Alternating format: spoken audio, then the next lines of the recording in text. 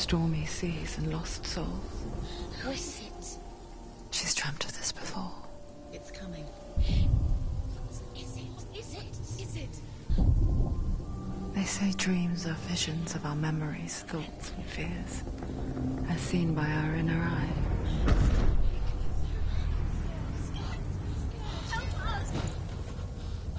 But what if each one of us is always dreaming, even when awake? And we only see what our inner eye creates for us. Is this what hell is? A world shaped by Senua's nightmares. Get up. Maybe that's why people fear seeing the world through her eyes.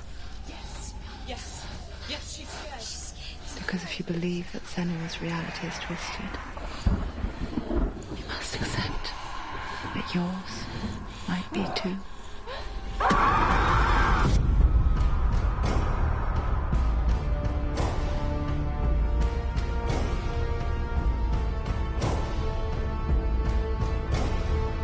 Hellblade: Senua's Sacrifice is a video game about Senua, a Celtic warrior on a vision quest into Viking territory. But what sets our hero Senua apart is that she suffers from severe psychotic mental illness. He knows she's getting closer. He can feel her coming closer. She's getting closer. They're watching. The original idea for Hellblade was to create a classic hero's journey, a journey of suffering, but one where the fantasy world is not another planet or alternate universe, but a world that is constructed in Senua's mind. But to do so would mean putting psychotic mental illness at the center of the experience, a subject that is still considered taboo, and a challenge that was both terrifying and exciting in equal measure. In Hellblade, the starting point was a newly discovered Celtic goddess called Senuna in Ashwell, Hertfordshire. When first discovered, her name was thought to be Senua, a name which I liked and kept. I wondered if Senua might have been a Celtic warrior like Boudica who stood up to the Romans. While the Romans had conquered all of Europe, there was a group of Celts up in the furthest reaches of the Roman Empire that could not be conquered, the Picts. And so the Romans built a wall, called Hadrian's Wall, that spans across Britain from sea to sea to keep the Pictish barbarians at bay. The Picts were known for their war paint, painted on with woad, and their matted hair clumped with lime.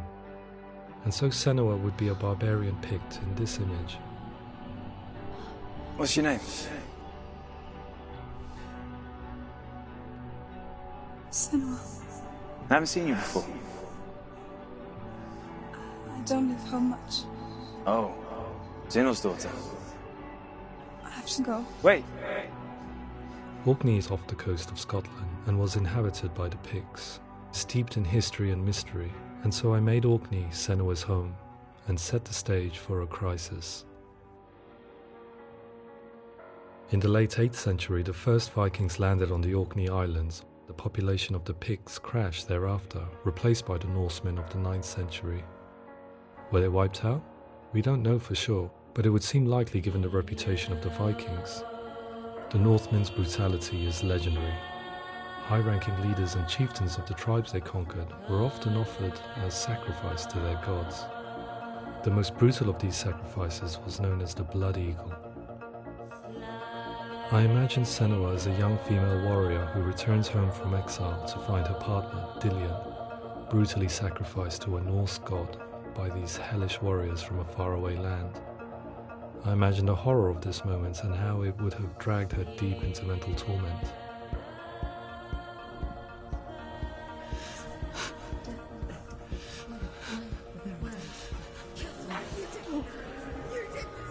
No!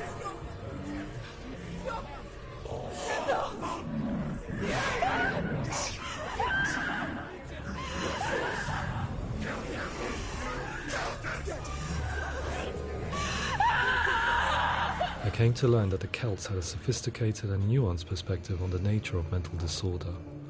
One term they used was Gelt. A Gelt is a man or woman who has been driven mad by a curse, battle trauma, or grief. The Gelt would take to a life in the woods in search of penance, punishment, and purgation. And so Senua became a Gelt, cursed by darkness, looking for redemption in the wilds. Another word the Celts used in reference to mental disorders was druth, meaning fool, or liar, one who utters the words of God. They tell of the mad sinner who flees battle into exile and takes on a beastly nature, growing feathers on his body. The character called Druth in Hellblade is based on a little-known person called Findan, an 8th century Irish Celt who was captured and enslaved by the Vikings, but eventually escaped to Orkney where he became a monk. I will tell you my stories of hell, if I may walk with you. Upon meeting Senua, it would be his stories that fuel her quest deep into their world of gods. The Northmen say the world will come to an end. The sun will grow black, the earth will sink into the sea, the stars will disappear, fire and water will meet, flames will play against the sky, the heavens and earth and all the world will be burned, all the gods will be dead, and the warriors of Valhalla and people everywhere. Senua, prepare yourself for Ragnarok, for it is nigh.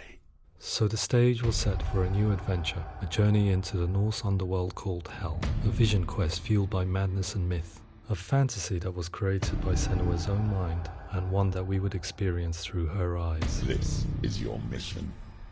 This is your quest. There is nothing else left.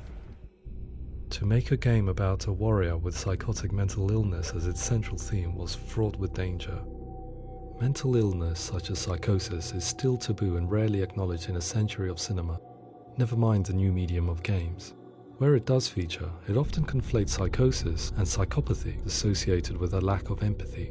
It is unfortunate that these two words sound so similar that they are used interchangeably in media. I must admit that I didn't have to look very far to discover my own ignorance of the subject. So we reached out to Paul Fletcher, psychiatrist and professor of health neuroscience at University of Cambridge. Psychosis is a descriptive term, and it refers to having a loss of contact with objective reality. So it's characterized by two main sets of symptoms. One of them is hallucinations, where somebody experiences perceptions when there is no actual objective thing out there to perceive. You're already dead. Who are you? And the other is delusions, where somebody comes to very often bizarre, unpleasant, frightening beliefs when there's no good evidence in favour of them. There's no doubt about it. The source of the darkness is in Helheim. And the goddess Hela holds his soul there. We reached out to Welcome, a biomedical research charity that spends billions on research and awareness programs aimed at improving health. Mental health hasn't always been presented in the media in a way that is particularly helpful. It can be challenging to engage people with the subject matter, and there are a lot of preconceived ideas about mental health, and particularly schizophrenia and psychosis. So we hope our support allows the team to continue to collaborate with Paul Fletcher and with those who have experience of psychosis to create a game that provides a fresh perspective on the condition and allows audiences to engage with it in a way that just wouldn't be possible in any other medium. What started out as a brief consultation convinced me that we were only scratching the surface of an immensely deep and interesting subject that could enrich and change the very nature of the game. That's cool. Thanks so much for coming here. Pleasure. Thanks. It's really interesting for me. I'd love to be involved. I think it's fascinating. Absolutely. Our understanding of psychosis is still very much a mystery, and ways of treating it are still primitive compared to physical illness.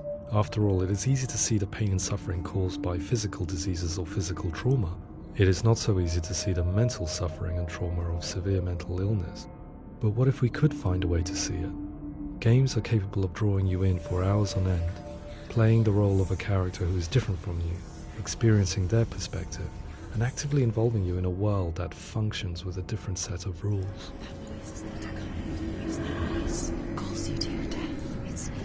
If we were to represent Senua's psychosis, we would have to simulate voice hearing, a common attribute. But how can we simulate something we have no first-hand experience of? Professor Charles Fernyhough, a leading expert in voice hearing from Durham University, offered his help. Hearing voices is an experience that is usually associated with severe mental illness, and crucially we know that hearing voices is a part of ordinary life for many people who don't meet the criteria for mental illness. Yeah. Oh, that's not him in real life. We know voices vary according to where they appear in space. Voices can appear far away in the distance, they can appear right there in your ear, they can seem to be coming from inside your head. Based on the information Professor Fernie Ho provided, I put together a sound brief and invited some actors to the studio. We recorded the actors using a binaural microphone, which records the 3D spatial position of sound, replicating the way sound is heard by human ears. It gives you an incredible sense that the person you are listening to is right there beside you. Can't see where she's going.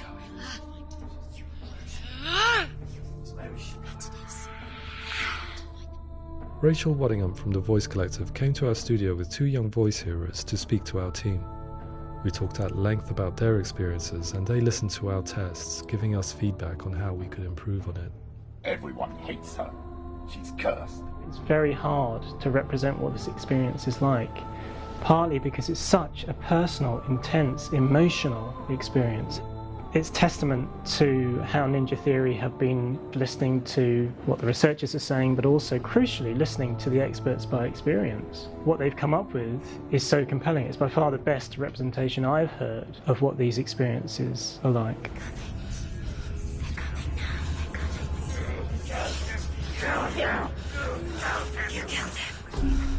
Other common attributes of psychosis are visions and flashbacks. We met with Recovery College East, who work with and care for people recovering from severe mental disorders. A group of service users gave us their first-hand account of what they experience. Sometimes when the visions or what we're seeing is too much, it becomes more difficult until eventually we perhaps don't see anything. The people we spoke to, the stories they told, were fascinating, harrowing and mind-boggling. The reality of what people experienced was vivid, far exceeding what I could possibly have imagined. We went away itching to represent some of these visions and flashbacks in the game. As we all know, my heart is so, love is so far away. Don't you know how I wanna feel deeper?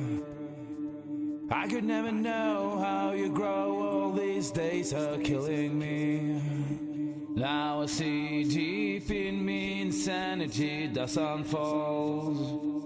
I just wanna feel deeper, deeper. I just wanna feel deeper, deeper.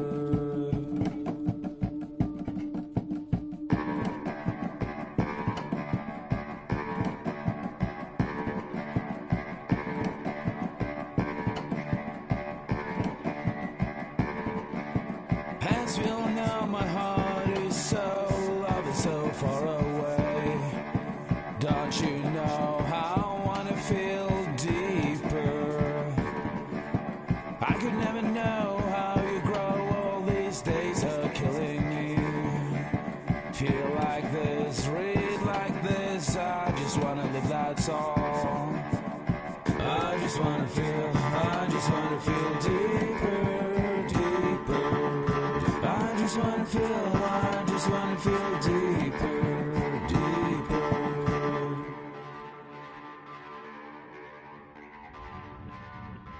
To refine our work, we continue to hold meetings with Recovery College East over the course of a year and a half, showing them what we had achieved so far and refining the in-game representations based on their feedback.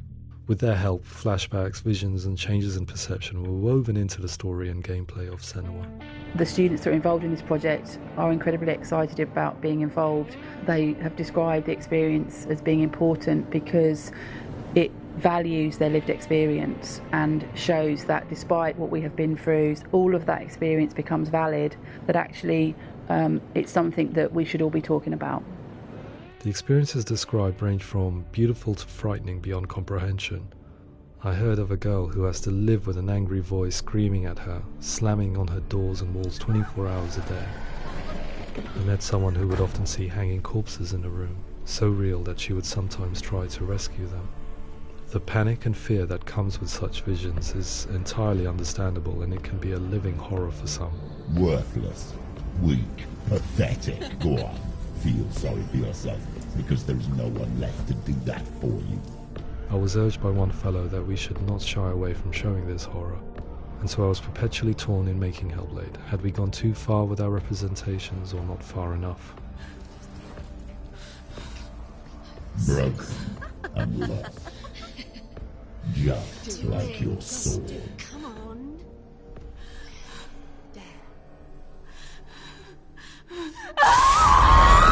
In some ways, voice hearing and visions were the low-hanging fruit, so to speak.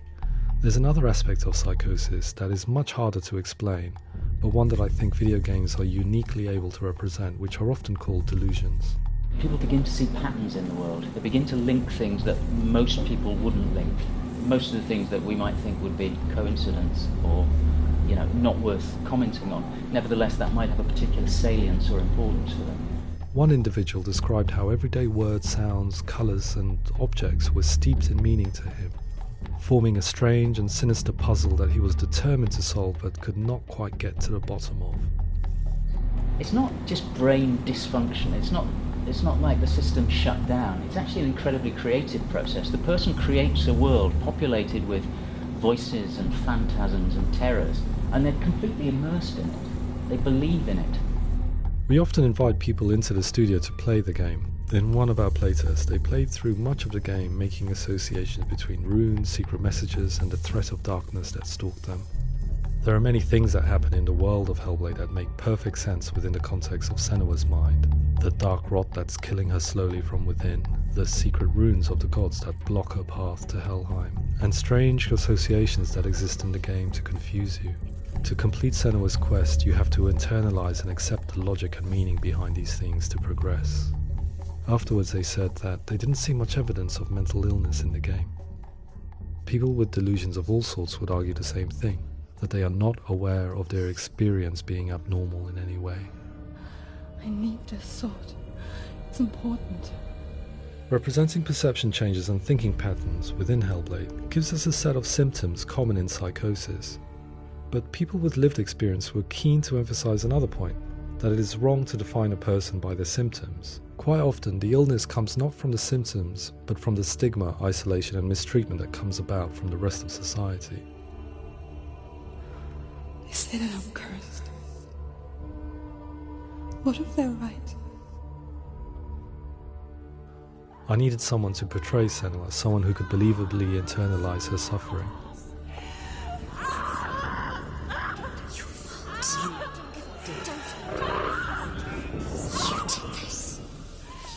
Melina Jurgens, our video editor, had been a stand-in for Senua over a few months while we perfected our motion capture techniques. Without realizing it, she had already auditioned for the role, and I knew her well enough to know that I didn't have to teach her to act, but to relive her own internal pain. As often is the case, those who have suffered mental anguish are never far from us.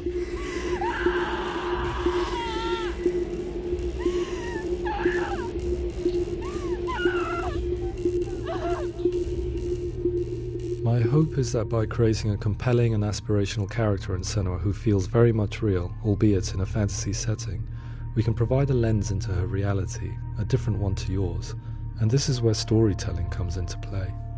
I imagined her life based on common threads in real people's lives. She was always prone to psychosis as a child. Her mother Galina also heard voices and had visions, so perhaps there was a genetic aspect. Or perhaps it was cultural, as she lived within a world without science, of gods and superstition, as exemplified by her druid father Zimbal. Psychosis developed in her late teens to early 20s and was exasperated by stigma and isolation at the hands of the clansmen and her father. This darkness. It's spreading. The trauma of seeing her lover Dillian sacrificed tips her over the edge, making her remodel her reality around a concept that connects everything: the darkness. So the question, is what Senua experiences real? Can only be answered by saying, yes, it is real. It is her reality. All of her suffering will have been for nothing. It's just a matter of time.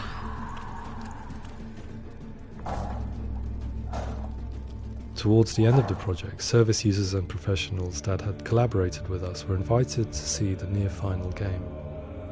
It was a chance to see if the game had reflected their views or if it had misrepresented them. For me, being involved in especially developing Senua's character has been really important, and being able to bring in my perspective and what I see and what I hear and having that built into the game has been a real privilege. It's gritty and it's meaty, and there are some tough subjects in there that are being tackled with honesty.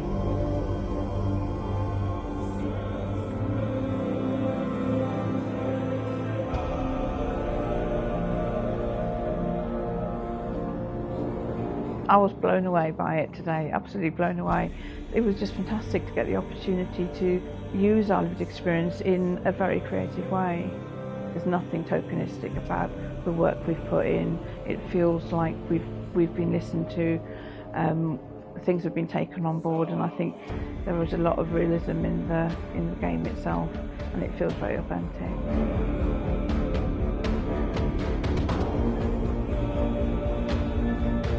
Hellblade will give people a good experience of what it's like to hear voices and have those experiences. I'm glad that the guys at Ninja Theory kind of asked us to come along and help them build an experience that's positive when it comes out, and get myself a copy and have a go.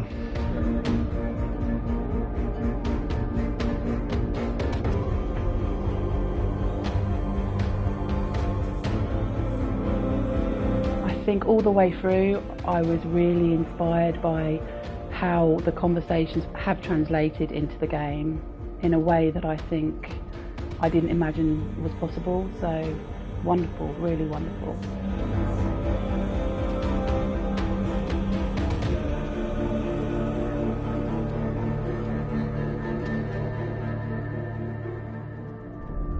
I really hope that others will follow the lead they've set and use the power of something like a video game to change people's perceptions, to increase understanding, and ultimately to make some of the stigma around voice hearing and other experiences go away.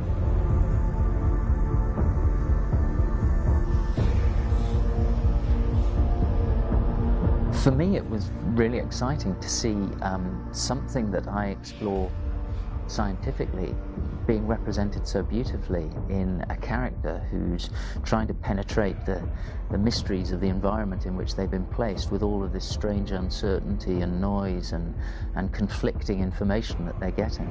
I'm very excited by this way of trying to represent mental illness, because I think it actually might be offering us insights that we wouldn't get from pure scientific explorations, and actually giving us quite an empathic view of what it might be like.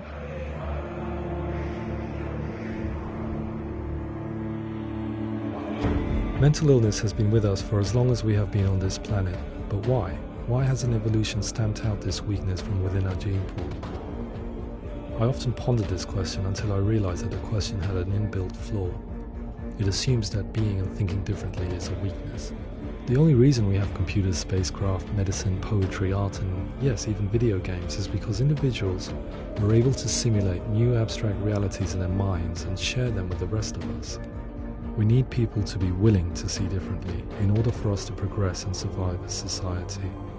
And we need to be open to these new ways of seeing. And it is this spirit that motivated me to create Senua's story and share it with you.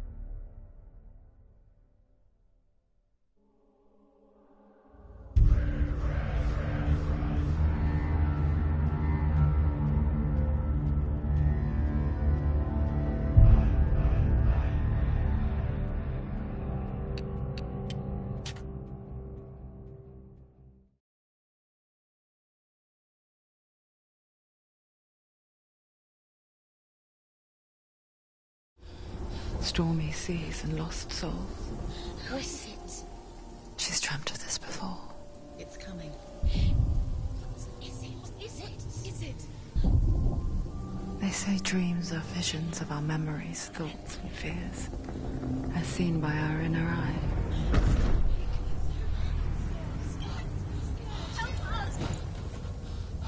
But what if each one of us is always dreaming, even when awake? And we only see what our inner eye creates for us.